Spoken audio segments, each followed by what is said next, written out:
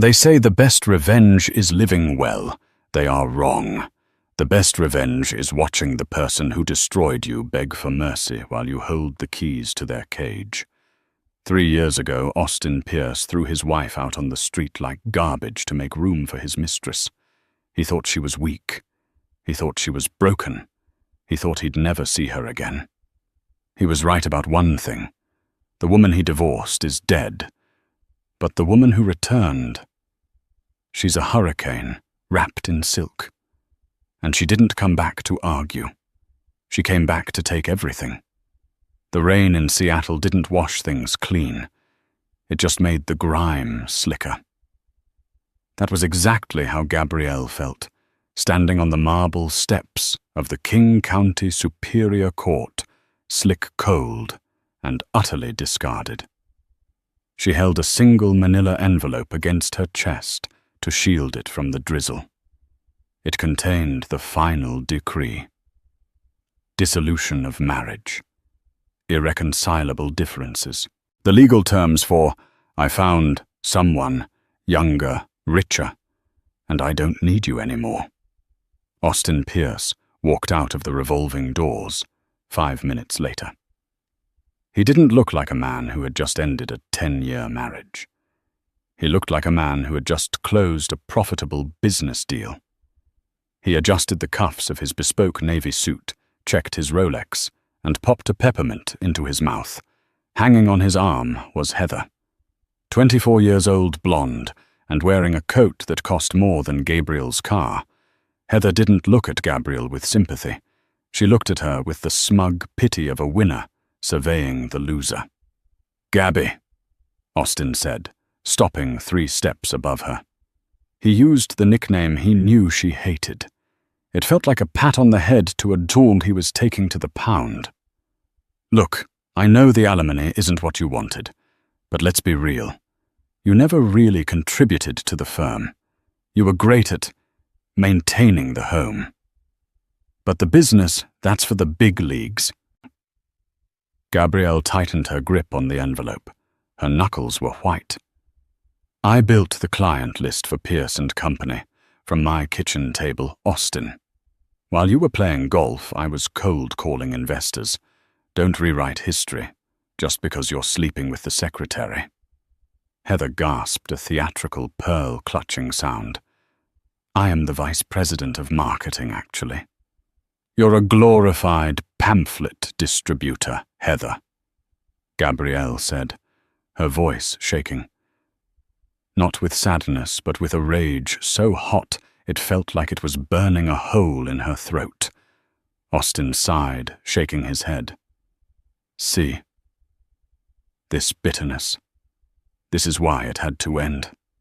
You're toxic, Gabrielle. You're stuck in the past.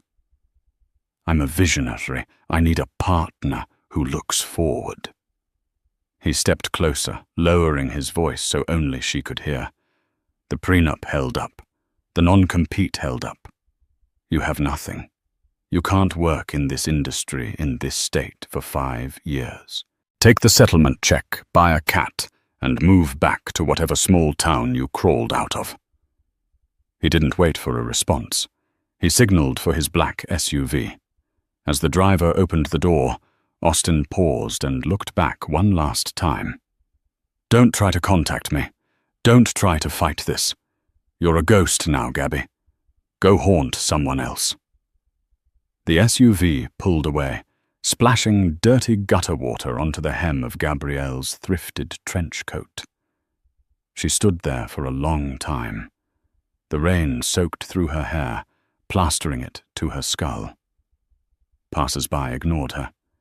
To them, she was just another woman crying outside a courthouse. A statistic. But inside Gabrielle, something snapped. It wasn't a break. It was a realignment.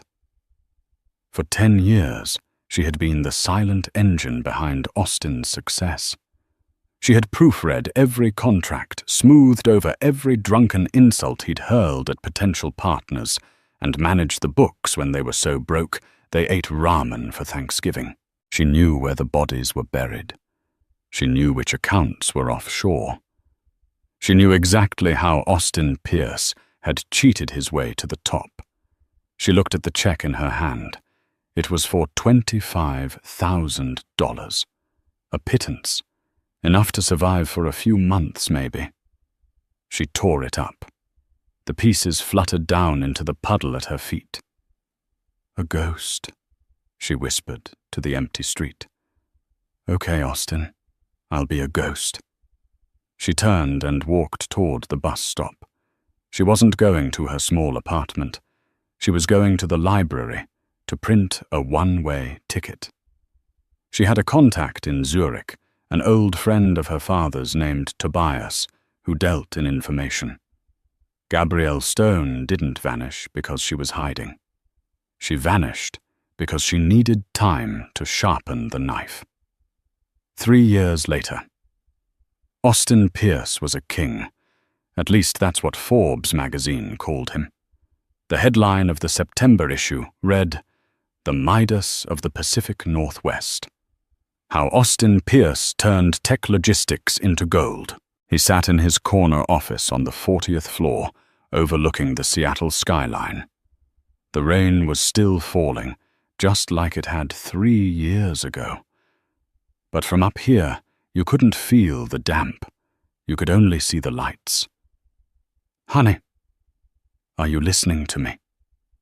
Austin spun his chair around. Heather was lounging on the white leather sofa, scrolling through her phone. She was now his wife. The wedding had been the social event of the season, lavish, loud, and entirely deductible as a business expense. "Sorry, babe," Austin said, taking a sip of scotch. "Just admiring the view. We own this city." "Well, the city is boring tonight," Heather complained. "And the architect for the Hamptons house says we're over budget again. Apparently imported Italian marble is scarce." "Throw money at him until he stops talking." Austin waved a hand dismissively. "We just closed the deal with Omnicorp. Our stock is up 200%. We can afford the marble." Austin's phone buzzed on his desk.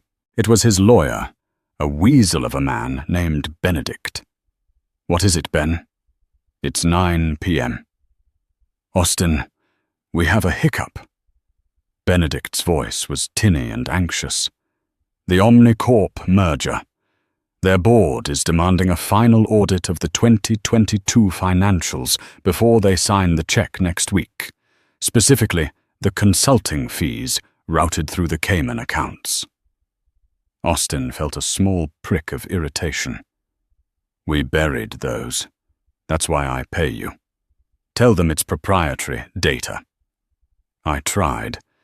They have a new external auditor, a firm out of London called Nemesis Capital.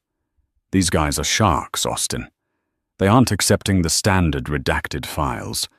They want the source documents." Austin laughed. "London. Who cares about some British bean counters? Send them the sanitized versions again. If they push, tell them the deal is off. Omnicorp needs us more than we need them." "I don't know, Austin. This auditor, the lead partner. They sent a courier, a personal letter for you. Read it. It just says that truth has no statute of limitations." Austin froze. The ice in his glass clinked. The phrase was familiar. It was something Gabriel used to say when he'd try to cut corners on their tax returns in the early days. No, he thought. Impossible. She's gone. She's probably waiting tables in Idaho. "Ignore it," Austin snapped. "It's a negotiation tactic. Just handle it, Ben." He hung up, but the mood in the room had shifted. The air felt thinner. "Who was that?" Heather asked, not looking up from Instagram. "Just business." Austin lied. He walked to the window. The truth was, Austin had been sloppy. In the 3 years since Gabrielle left, he had become arrogant. Gabrielsom had been his safety net, the one who checked the fine print. Without her, he had surrounded himself with yes-men like Benedict and trophy executives like Heather. He had started taking bigger risks, skimming more off the top, assuming his momentum made him untouchable. He didn't know that for 3 years, someone had been watching. Across the ocean, in a sleek glass-walled office in London, a woman stood looking at a wall of monitors. The screens displayed real-time stock fluctuations of Pierce and Company. She wore a tailored black suit that cost more than Austin's car. Her hair was cut into a sharp, asymmetrical bob. Her face was harder now, the soft lines of the supportive wife, gone replaced by the angular beauty of a predator. The nameplate on her desk didn't say Gabrielle Stone. It said Gabrielle D'Angelo, a name she had legally reclaimed from her mother's lineage. A young man entered the office. Ms. D'Angelo. The courier confirmed delivery to Mr. Pierce. Gabrielle didn't turn around. She stared at the stock ticker, watching the numbers climb. The higher he went, the harder he would fall. "Good," she said. Her voice was cool, smooth, and terrifyingly calm. "He thinks it's a negotiation. He thinks it's about money." "Is it about money, ma'am?" the assistant asked. Gabrielle turned. Her eyes were dark, burning with a cold fire. "No, James. Money is just the weapon. This is an execution." She walked to her desk and picked up a file. It was thick, labeled Project Glass House. "Book the jet for Seattle," she ordered. "The Omnicorp Gala is in 3 days. I think it's time the new auditor introduced herself." Back in Seattle, Austin poured himself another drink. His hands were shaking slightly. He told himself it was just caffeine jitters. But deep down in the pit of his stomach, he felt a familiar sensation. It was the feeling of being watched. He looked at Heather, who was now complaining about the color of her new Porsche. He suddenly felt very alone. "Did you hear me?" Heather snapped. "I said I want the matte black, not the gloss." "I heard you," Austin roared, smashing his glass against the wall. The sound echoed like a gunshot. Heather screamed. "What is wrong with you?" Austin stared at the shattered glass. "I don't know," he whispered. I have a bad feeling." The storm was coming, and unlike the rain outside, this one wasn't going to stop. The Omnicorp Gala was held at the Fairmont Olympic Hotel.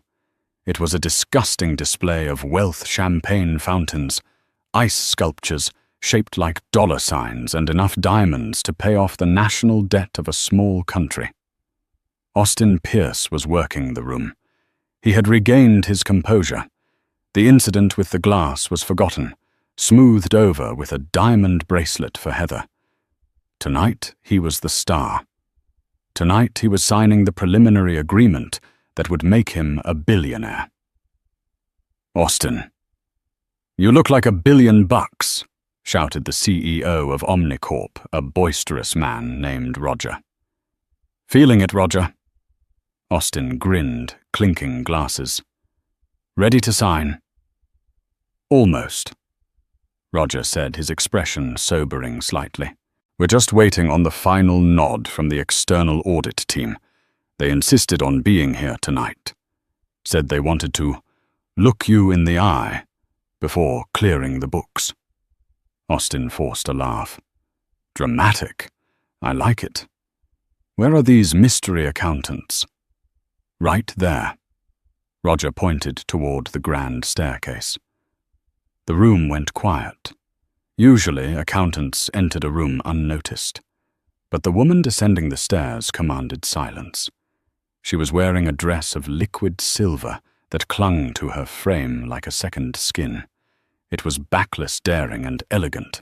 She wore no jewelry except for a pair of vintage emerald earrings that caught the light with every step. Austin squinted. The walk. He knew that walk. But the confidence, the sheer radiating power that was foreign. She reached the bottom of the stairs, and the crowd parted for her. She walked straight toward Roger and Austin. As she got closer, Austin's heart hammered against his ribs like a trapped bird. The eyes. He knew those eyes, but they used to look at him with adoration. Now they looked at him like he was a bug under a microscope. "Roger," she said, her voice a velvety alto that sent shivers down Austin's spine. "Thank you for the invitation." "Austin," Roger said, oblivious to the tension, "I'd like you to meet the senior partner at Nemesis Capital. This is Ms. Gabrielle D'Angelo." Gabrielle smiled. It wasn't a warm smile. It was a shark baring its teeth. "Hello, Austin," she said, extending a hand. "It's been a long time." Austin stared at her hand. He couldn't move. His brain was misfiring. Gabrielle, this fierce, terrifying woman, was his ex-wife, the one who used to clip coupons. Gabby! He choked out.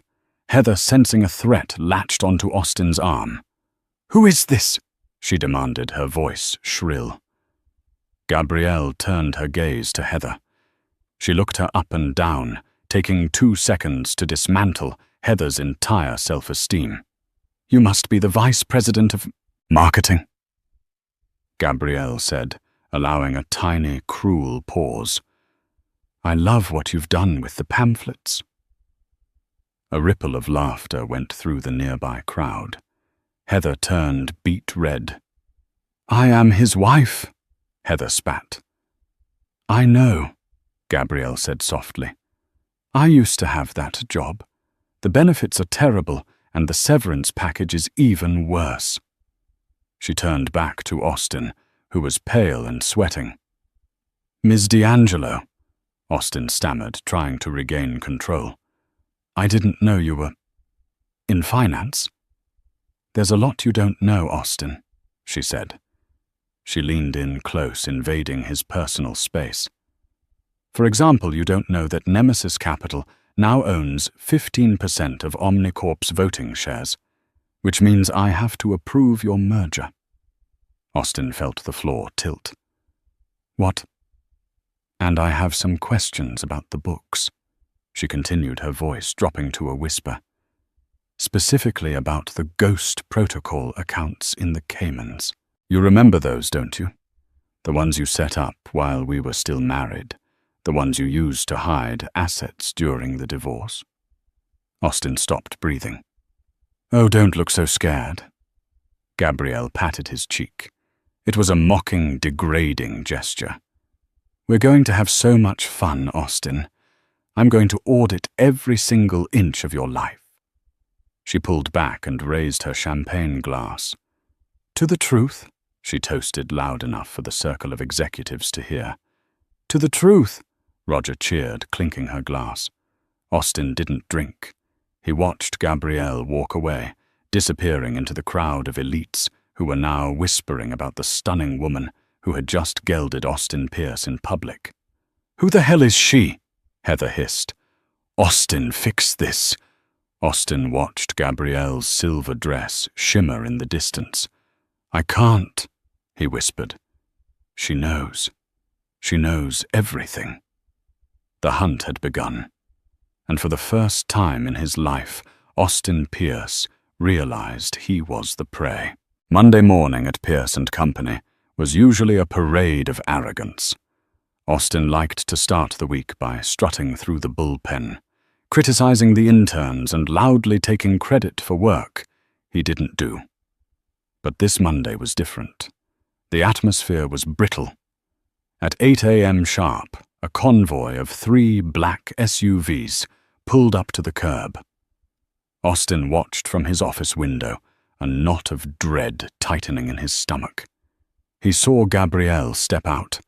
She wasn't wearing the silver gown from the gala, but her outfit was no less intimidating, a sharp crimson pantsuit that looked like it had been cut from spilled blood.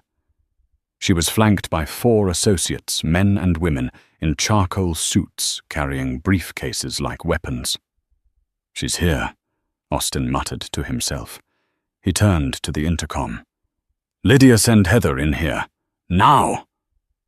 Lydia, his administrative assistant, hesitated. "Mr. Pierce, Heather. I mean, Mrs. Pierce hasn't arrived yet. She texted that she's taking a mental health morning after the gala." Austin slammed his fist on the desk. "Unbelievable. Fine. Send security down. Tell them to escort the auditors to the small conference room in the basement, the one with the bad Wi-Fi." I can't do that, sir," Lydia said, her voice trembling. "Why not?" "Because Ms. D'Angelo is already in the main boardroom. She has the security codes, sir." Austin went cold. The security codes. He hadn't changed them since the divorce. It was his birthday backwards. Of course she knew them. He stormed out of his office and down the hall to the main glass-walled boardroom, the fishbowl, as the employees called it. Gabrielle was already seated at the head of the table, his seat. Her team had set up laptops, portable servers, and a printer. They were moving with the efficiency of a SWAT team. "You can't be in here," Austin blustered, barging in. "This is for executive use only." Gabrielle didn't look up from a spreadsheet. "We are executives, Austin. We own a controlling interest in your merger partner. Now sit down. We have work to do." "I'm the CEO," Austin shouted. Heads turned in the bullpen outside. "You can't just walk in here and actually Clause 14 Section B of the preliminary agreement," Gabrielle interrupted, finally looking at him. Her eyes were devoid of any warmth. "The external auditor has unrestricted access to all facilities and personnel. Unless you want to cancel the Omnicorp deal right now, I have the termination papers ready to sign." She slid a document across the polished mahogany table. It was a single sheet of paper. Austin stared at it. If the deal fell through, the loans he'd taken out to pay for the expansion and Heather's lifestyle would default immediately. He would be bankrupt in a month. He swallowed his pride. It tasted like bile. "Fine," he hissed, "but stay out of my way." "I don't need to be in your way, Austin," Gabrielle said, typing on her laptop.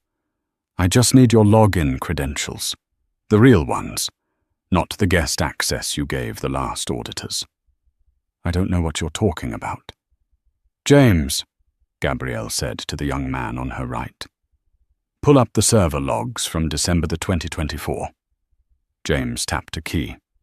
A projector screen lowered, displaying a complex web of transactions. "We traced the IP addresses," Gabrielle explained calmly as if discussing the weather. "You have a secondary server located in Panama." "Very cliched, Austin. I expected better from you. Give us the key, or we call the SEC." Austin slumped into a chair. He wrote a password on a slip of paper and slid it over. "Thank you," Gabrielle said. She didn't smile. "Now get out. We have a company to audit." For the next 2 weeks, Gabrielle dismantled Pierce & Co. from the inside out. It wasn't just about numbers. It was psychological warfare. She knew the employees. She remembered their birthdays, their kids' names, the struggles they had with Austin's draconian management style. On Wednesday, she found Frank, the head of logistics. Frank was a good man, a 60-year-old veteran of the industry, who Austin had been threatening to fire for being too slow. Gabrielle found Frank in the break room, staring miserably at a stale donut. "Hello, Frank," she said softly. Frank looked up, his eyes widening. "Mrs. Pierce, I mean. Miss D'Angelo."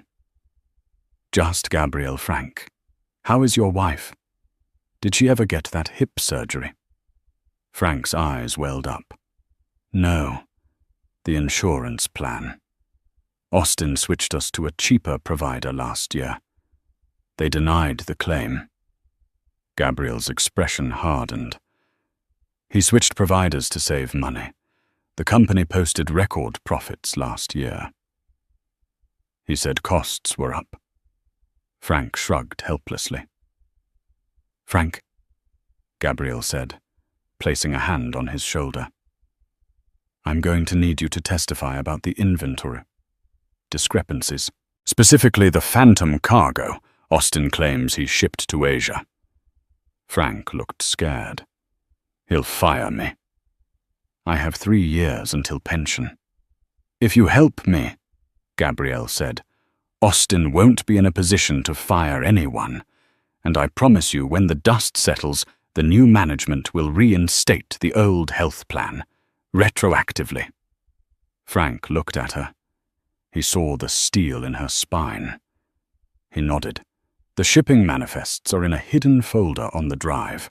He calls it Project Icarus.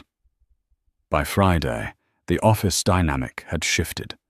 Austin was isolated in his office, paranoid, watching his employees whisper in corners. Whenever he walked by, conversations stopped. Gabrielle was the queen bee, and the hive was turning against the drone. Then Heather finally decided to show up.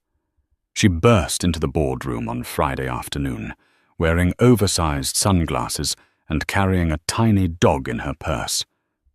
She looked hungover. "You!" Heather shrieked, pointing a manicured finger at Gabrielle. "You fired my assistant." Gabrielle looked up from a stack of invoices. "Actually, I laid off the junior vice president of Vibe Curation. It's a redundant position, Heather. You don't need someone to curate vibes. You need someone to teach you how to read a P&L statement." "Austin!" Heather screamed. "Are you going to let her talk to me like this?" Austin appeared in the doorway looking haggard. He hadn't slept in days. "Heather, please, not now." "She cancelled the company credit cards," Heather yelled, throwing a black card onto the table. "I tried to buy a latte, and it was declined. It was embarrassing." "The company credit cards are for business expenses," Gabrielle said coolly. "According to the statements, you've spent $40,000 this month on, what is this chakra alignment therapy?" "It helps my productivity," Heather insisted. "It's embezzlement," Gabrielle corrected. "And since you are not a shareholder, technically it's theft. I could have you arrested right now." Heather froze. She looked at Austin. "Do something." "She's right," Austin whispered, rubbing his temples. "Technically, it's company money." "You coward," Heather spat. She turned to Gabrielle. "You think you're so smart. You think you can just come back here and ruin our lives because you're jealous Austin chose me. Me. You're just a bitter old—" Gabrielle stood up. The movement was so sudden and fluid that Heather flinched. "Let's be clear about something." "Heather," Gabrielle said, walking around the table until she was inches from the other woman's face. "I am not jealous. I am the repo man. And you're not a wife, you're a liability, and liabilities get liquidated." She handed Heather a piece of paper. "What is this?" Heather asked, her voice shaking. "An eviction notice," Gabrielle said, "for the corporate penthouse, the one you're living in. It belongs to the company, and since the company is currently under audit for gross financial misconduct, all non-essential assets are being frozen. You have 48 hours to vacate." "Austin!" Heather wailed. Austin stared at the floor. He couldn't look at either of them. He knew the penthouse was in the company name to avoid property taxes. He had thought he was being clever. Now it was the noose around his neck. "Get out of my boardroom," Gabrielle said softly. Heather ran out, sobbing. Austin looked at Gabrielle. "You're enjoying this." "No, Austin," Gabrielle said, sitting back down. "I'm not enjoying it. I'm just balancing the books. You took 10 years of my life. I'm taking 10 million of yours. Fair trade." The weekend was a nightmare. Austin and Heather were staying at a hotel because the locks on the penthouse had actually been changed on Saturday morning. Gabrielle wasn't bluffing. The Omnicorp deal was stalled. The stock price was wobbling. Austin was bleeding cash. He needed a lifeline. He sat on the edge of the hotel bed, watching Heather aggressively pack her suitcases. "Where are you going?" Austin asked. "My mother's," Heather snapped. "This isn't what I signed up for, Austin. Locked out of my house, declined cards. You told me you were untouchable. It's temporary, babe. Once I get Gabrielle to sign off on the audit. She hates you, Austin. She's never going to sign off. She's going to bury you. And I'm not going to be standing next to you when the dirt hits the coffin." "So that's it." Austin stood up, anger flaring. "For richer or poorer?" "That lasted what? 3 years. Don't quote vows to me." Heather scoffed. "You cheated on your first wife with me. You think I don't know the rules of this game? When the ship sinks, the rats swim. I'm swimming." She slammed the door. Austin was alone. He paced the small hotel room. He needed leverage. He needed to find something on Gabrielle. Everyone had secrets. He called up an old contact, a private investigator named Bruno. "Bruno, I need dirt on Gabrielle D'Angelo, formerly Stone, London-based. I want to know who she's sleeping with, what drugs she takes if she jaywalks. Anything to discredit her." "I'll look," Bruno grunted. "But D'Angelo, that family is connected. You're playing with fire. Just do it." 2 days later, Bruno called back. Austin was back in his office drinking scotch at 10 a.m. "Well?" Austin asked. "Nothing," Bruno said. "She's clean, squeaky clean. She works 18 hours a day. No boyfriends, no scandals. She volunteers at a dog shelter on Sundays. She's a saint." "She is not a saint," Austin yelled. "She's a demon." "There is one thing." Bruno hesitated. "During the divorce 3 years ago, you remember the settlement?" "Yeah, I gave her peanuts." "Well, looking at the records, she didn't cash the check, but she did buy something before she left the country." "What did she buy?" "Your debt." Austin froze. "What?" "There was a bundle of distressed debt sold by your initial angel investors. High risk, high interest. Someone bought the entire package for pennies on the dollar through a shell company in Zurich. It was her." Austin dropped the phone. She hadn't just come back to audit him. She was his creditor. She owned the original loans that started the company, the loans that were secured by his personal assets. If she called in those loans. His intercom buzzed. It was Lydia. "Mr. Pierce, Miss D'Angelo is asking for you in the loading dock." "The loading dock." Austin went down the freight elevator. The loading dock was cold and smelled of diesel. Gabrielle was standing there, wearing a trench coat, watching a tow truck back up. "What is this?" Austin asked. "Asset recovery," Gabrielle said. On the back of the truck was Austin's prized possession, a 1967 vintage Shelby Mustang. He had spent 2 years restoring it. It was his baby. "You can't take that," Austin screamed, running forward. "That's personal property. It's not part of the company. Actually." Gabrielle pulled a file from her coat. The restoration was paid for by a check from the consulting account. That makes it a company asset bought with embezzled funds. Also, as the holder of your distressed debt, I'm exercising my right to seize collateral." "Gabby, please," Austin begged. He touched the hood of the car. "Not the car. Take the house in the Hamptons. Take the boat, not the car." Gabrielle looked at him. For a second he thought he saw a flicker of the old Gabrielle, the woman who used to make him soup when he was sick. "You love this car, don't you?" she asked softly. "Yes, more than anything." "I know," she said. Her eyes went cold again. "You missed our 10th anniversary dinner, to buy the engine block for it. You missed my father's funeral to go to a car show to find parts for it." She signaled the driver. "Hook it up." "No."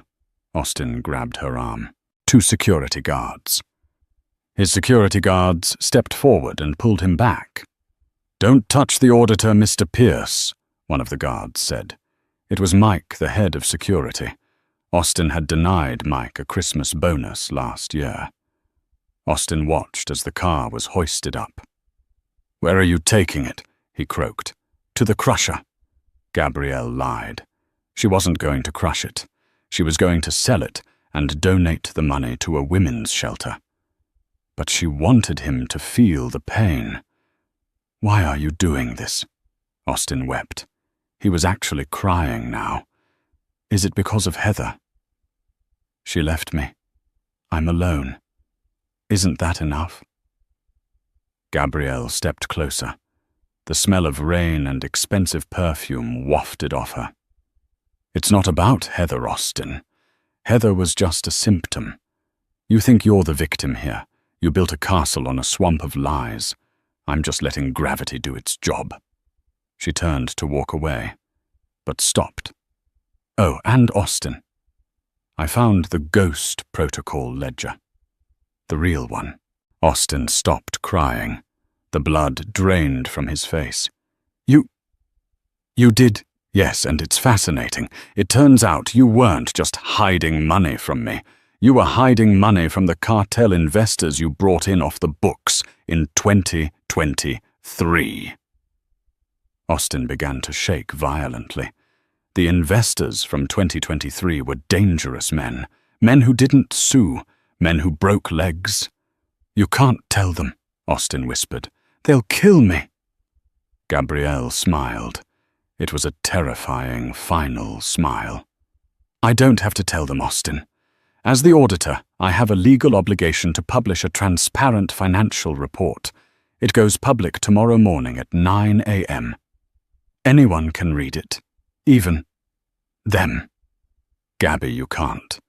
That's a death sentence." "Then I suggest you run," she said. "You have until 9 a.m. I'd start with the airport, but I think I just cancelled your company credit card." She walked away, her heels clicking rhythmically on the concrete floor. Click, click, click. Like a clock counting down, Austin stood in the empty loading dock. He had no wife, no car, no home, no money. And in less than 24 hours, the most dangerous people in the hemisphere would know he had stolen $5 million from them. He reached into his pocket for his phone to call for help, but his hand was shaking so badly, he dropped it. The screen shattered on the floor. It was over. The ruin was complete. Or so he thought. Because Gabrielle D'Angelo wasn't done yet. She didn't just want him broken. She wanted him to admit why he deserved it. She wanted the confession. And she had one final twist waiting for him in the morning. The Seattle rain had turned into a deluge. It was 2 a.m. 7 hours before Gabrielle's report was scheduled to go public. Austin Pierce was running. He wasn't running physically. He was too exhausted for that. But his mind was sprinting, looking for an exit that didn't exist. He sat in his rental car, a cheap sedan that smelled of stale cigarettes, parked in the shadowed corner of a self-storage facility in Bellevue. This was his fail-safe. Unit 404. Years ago, when he first started cooking, the books Austin had rented this unit under a fake name, Thomas J. Ripley. Inside, hidden in a hollowed-out washing machine, was a waterproof duffel bag containing $500,000 in cash, 3 fake passports, and a Glock. It was his break glass in case of emergency kit. He pulled his hood up and scurried through the rain to the keypad. He punched in the code. Access denied. Austin froze. He punched it in again. Access denied. Panic clawed at his throat. He tried a third time. The screen flashed red. "Can I help you, sir?" Austin spun around. A night security guard was standing there, holding a flashlight. "My code isn't working," Austin stammered, keeping his face hidden. "I'm Mr. Ripley, Unit 404. "Oh, Mr. Ripley," the guard said, checking his clipboard. The thaw. "Yeah, that unit was seized this afternoon." "Seized?" Austin shrieked. "By who?" "By the owner of the facility. Apparently the unit was purchased by a shell company that just got liquidated. A Ms. D'Angelo sent a crew over. Said something about recovering embezzled assets. They took everything, even the washing machine." Austin fell to his knees in the mud. She knew. She knew about the storage unit. She knew about the fake name. She had stripped him of his getaway money. She had stripped him of his protection. He scrambled back to his car, his breath coming in jagged gasps. He locked the doors, his heart hammering against his ribs like a sledgehammer. Think, Austin. Think. The investors, the cartel contacts represented by a terrifying man named Vargas, would be waking up soon. Once the report hit at 9 a.m., they would see their money was gone. Vargas didn't do lawsuits. Vargas did disappearances. Austin needed protection. He needed a cell. He needed the police. It was a sick irony. The only place safe from the criminals he had bedded was inside the prison system he had spent his life avoiding. He grabbed his phone. He would call Benedict, his lawyer. He would turn himself in. He would cut a deal. "Benedict, pick up, Austin muttered. "Hello?" Benedict's voice was groggy. "Ben, it's me. It's over. She has everything. You have to get me a meeting with the district attorney. Tonight. Right now. I'll testify. I'll give them the cartel. Just get me into protective custody." There was a long silence on the other end. "Austin," Benedict said, his voice strangely cold. "I can't represent you anymore." Why I pay you a retainer. Your retainer check bounced yesterday, and frankly I have my own problems. I just received a subpoena from the SEC. It seems someone sent them a recording of our conversation from last week. The one where you told me to shred the Cayman files. Austin stopped breathing. She bugged the office. She didn't have to. Benedict spat. You sent the audio file to your own cloud backup. She has your passwords, remember. She just forwarded the email. I'm cutting a deal for myself, Austin. I'm giving them everything on you to save my own license. Don't call me again. The line went dead.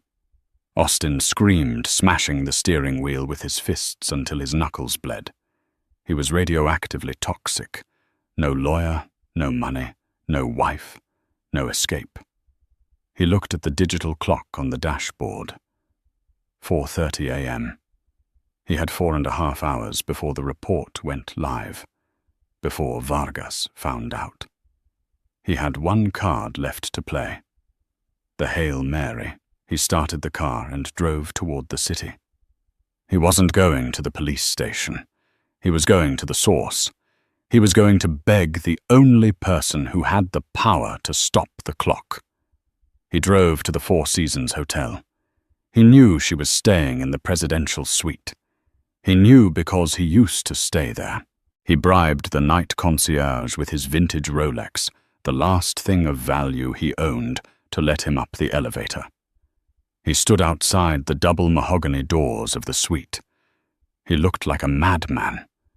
His suit was soaked, his hair plastered to his forehead, his eyes wild and bloodshot. He knocked. No answer. He pounded on the door. Gabby, Gabrielle, open the door. Please. The door opened. Gabrielle stood there, She was fully dressed in a white silk robe, holding a cup of tea. She looked rested, calm, and immaculate. Behind her, the suite was warm and golden. "You look terrible, Austin," she said, taking a sip of tea. "Let me in." Austin pushed past her, collapsing onto the sofa. "You have to stop it. You have to stop the report." Gabrielle closed the door quietly. "Why would I do that?" "Because they will kill me," Austin cried. "Vargas, the cartel guys, if they see that money is gone, they won't sue me, Gabby. They'll skin me alive. Is that what you want? Do you want me dead?" Gabrielle walked over and sat in the armchair opposite him. She crossed her legs. "Dead, no," she said thoughtfully. "Death is too easy. Death is an escape. I don't want you to escape, Austin. I want you to linger." "Then stop the report. Give me 24 hours. I can get some money. I can—" "You can what?" Gabrielle interrupted, her voice sharp as a whip. "Lie, cheat, steal. That's all you know how to do. You think this is about money. You think I spent 3 years in London, working 100-hour weeks, learning forensic accounting, building a dossier on you, just to get a payout." She leaned forward, her eyes locking onto his. "Do you remember the day you served me the divorce papers? Gabby, that was years ago. Do you remember?" she pressed. "I was sick. I had the flu. You told me I looked pathetic.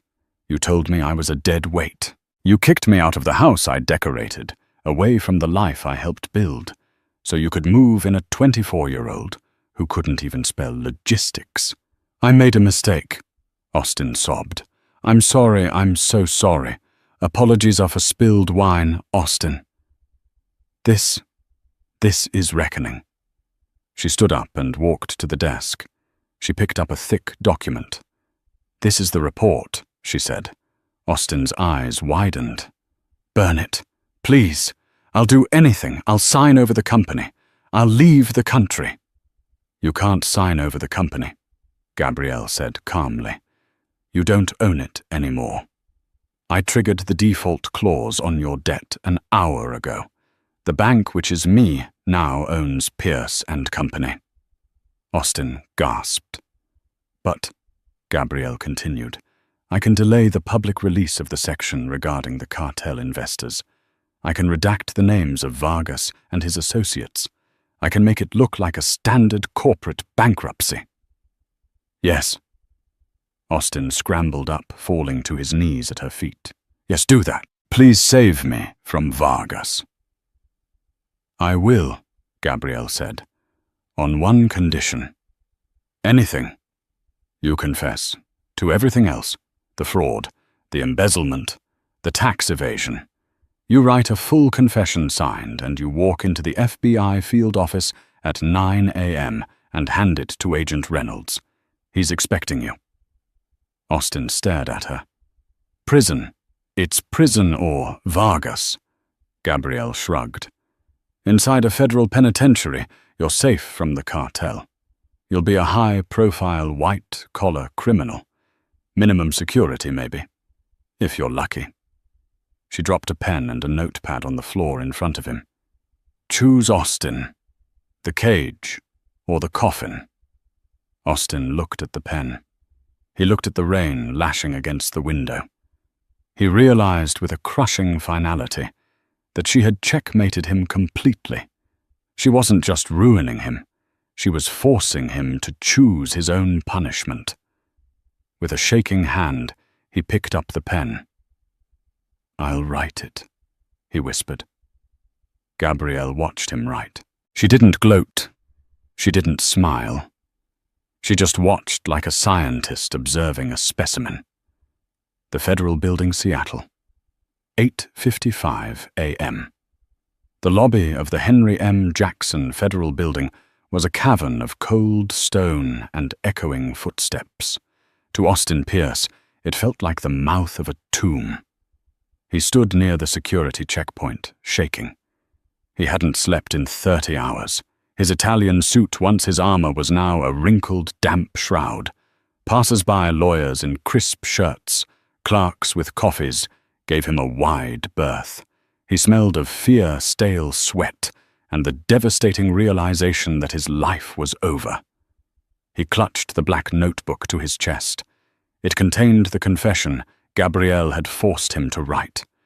It was a detailed roadmap of every bribe, every forged invoice, and every laundered dollar. But the most important thing wasn't what was in the book. It was what Gabrielle had promised to leave out of her public report. Austin checked his watch. 5 minutes until 9 a.m. 5 minutes until the investors, the cartel enforcers led by the terrifying Vargas, checked the accounts and realized their money was gone. If Austin wasn't in federal custody by then, he was a dead man.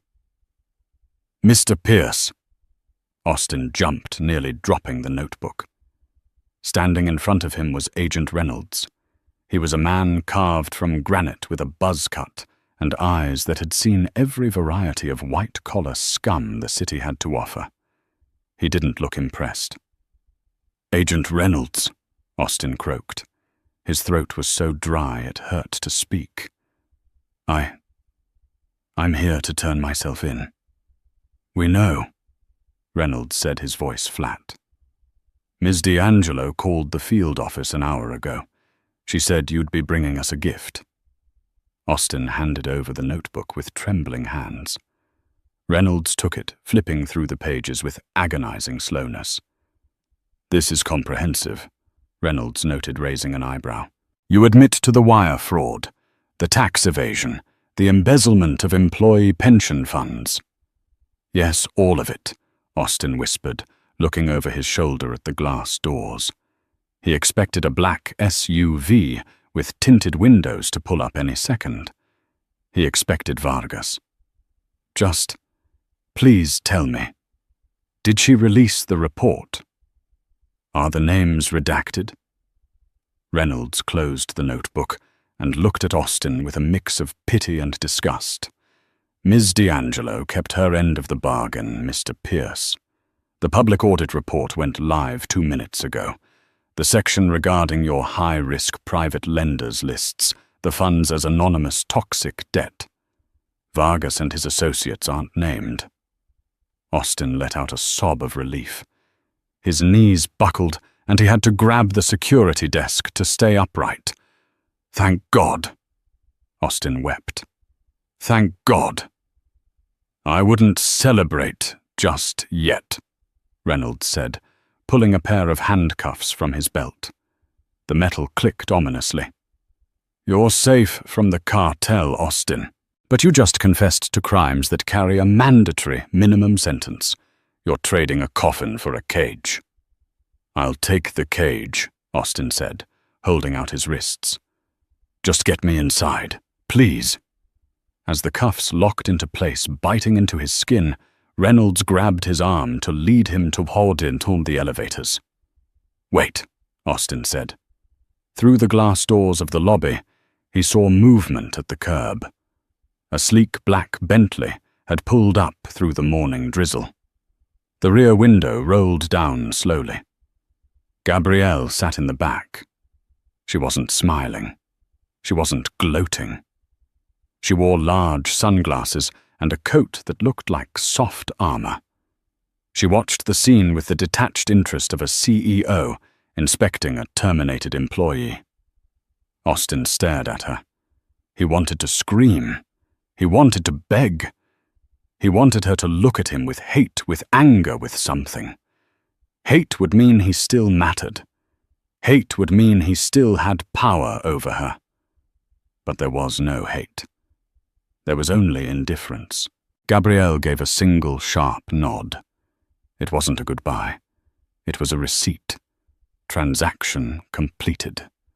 The window rolled up, reflecting the gray Seattle sky, and the Bentley pulled away, disappearing into the traffic. Austin watched her go, and for the first time he understood the true extent of his ruin. She hadn't just beaten him. She had outgrown him. "Let's go, Mr. Pierce," Reynolds said, yanking him toward the elevator. "You have a lot of laundry to do where you're going." 1 month later. The transformation of the 41st floor was complete. The heavy, oppressive mahogany paneling that Austin had loved was gone. The dark leather furniture that smelled of cigars was gone. The office was now an open-concept space, flooded with natural light, decorated in cool tones of slate white and teal. The sign behind the reception desk no longer said Pierce and Company. It read, Phoenix Logistics. Gabrielle walked through the bullpen. The atmosphere was unrecognizable. Under Austin, the office had been a place of whispers and fear. Now it was buzzing with energy. "Good morning, Ms. D'Angelo." Gabrielle stopped. Frank, the head of operations, was beaming at her. He looked 10 years younger. "Good morning, Frank," she smiled. "How is your wife recovering?" "She's walking already," Frank said, tears pricking his eyes. "The retroactive insurance coverage you authorized paid for everything, even the physical therapy. I don't know how to thank you." "Thank the company, Frank," Gabrielle said gently. "You helped build it. It's supposed to take care of you." She continued into her corner office, the office that had once been Austin's throne room. She sat behind the desk, a sleek slab of glass and chrome. James, her assistant, walked in, carrying a cardboard box. "Ms. D'Angelo, the U.S. Marshals released the last of Mr. Pierce's personal effects from the seized penthouse. Most of it was auctioned off to pay the IRS, but they sent this over. They said it was marked personal." Gabrielle looked at the box. It was a pathetic, battered thing. "Open it," she said. James cut the tape. He pulled out a framed photograph of Austin and Heather on a yacht in Cabo. The glass was cracked. "Trash," Gabrielle said. James pulled out a heavy gold watch. It was a fake, a knockoff Patek Philippe. Austin had always been about appearances, even with his jewelry. "Trash," she repeated. Finally, James pulled out a small, dusty velvet box. He opened it. Inside sat a diamond ring. Gabrielle's breath hitched for a fraction of a second. It was her engagement ring, the one Austin had bought her 10 years ago, back when they were eating ramen and dreaming big. She had thrown it at him the night he kicked her out. She hadn't realized he had kept it. "He kept this in his safe," James said softly. "Do you want to keep it? For the memories?" Gabrielle took the ring. She held it up to the light. It didn't look like a memory to her. It looked like a shackle she had finally unlocked. She thought about the woman who had worn this ring. That woman was naive. That woman was loyal to a fault. That woman was dead. "No," Gabrielle said, dropping the ring back into James's hand. "I don't want it. What should I do with it?" Gabrielle looked out the window at the city skyline. She owned the view now. "Take it to the jeweler downstairs," she ordered. "Sell it. Whatever you get for it, use the cash to buy that high-end espresso machine the staff has been asking for. The Italian one." James grinned. "The Breville Oracle Touch. That's an expensive machine." "It's a fair trade," Gabrielle said. "A symbol of a failed marriage for a really good cup of coffee. I think the team deserves the caffeine." James left the room chuckling. Gabrielle turned back to her laptop. Her phone buzzed on the desk. It was a text message from Agent Reynolds. Sentencing hearing concluded. 18 years. No parole eligibility for at least 50. He's been assigned to the laundry detail at SeaTac Federal. Pay rate is 14 cents an hour. Gabrielle stared at the screen. 18 years. By the time Austin Pierce walked free, the world would have forgotten his name. He would be an old man, with nothing but a story about how he once had it all and threw it away for a pretty face and an ego trip. She didn't feel a surge of joy. She didn't feel the need to celebrate. She felt a profound, quiet sense of balance. The scales were even. She deleted the message. "James," she called out. James poked his head back in. "Yes, boss. Get me the file on the Omnicorp CEO Roger," Gabrielle said, her eyes narrowing with a familiar, predatory, sharp focus.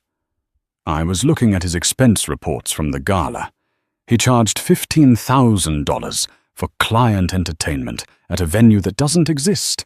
I think it's time we audited the auditors." Gabrielle D'Angelo wasn't done. She was just getting started. And that is how Gabrielle Stone didn't just survive her divorce, she weaponized it. In the end, Austin Pierce learned the hardest lesson of all. You can steal a woman's youth, you can steal her home, and you can steal her joy, but you should never, ever steal her dignity.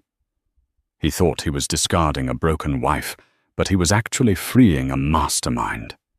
He is now sitting in a 6x8 cell washing sheets for 14 cents an hour. While Gabrielle runs the empire he was too arrogant to keep. It wasn't just revenge. It was a hostile takeover of his entire existence.